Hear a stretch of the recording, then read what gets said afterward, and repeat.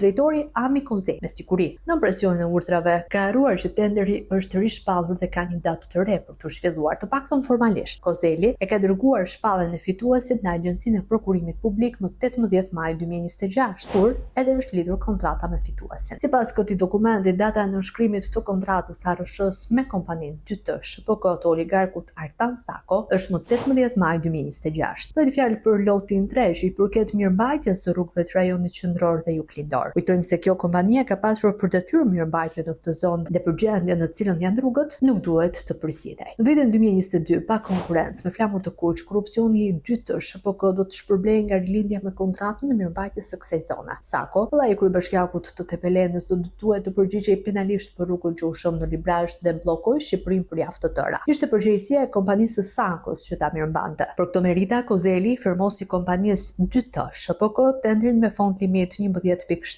milion euro. Kur u bë tenderi, kush mori pjesë në fazën e parë? Cilët u përzgjodhen për të bërë ofertë? Ju pëlqeu kjo video? Atëherë bashkohuni me ne. Na ndiqni në Instagram, Facebook dhe TikTok dhe bëni subscribe në YouTube. Klikoni like dhe share dhe aktivizoni njoftimet për të mos humbur asnjë video të re. Faleminderit për mbështetjen.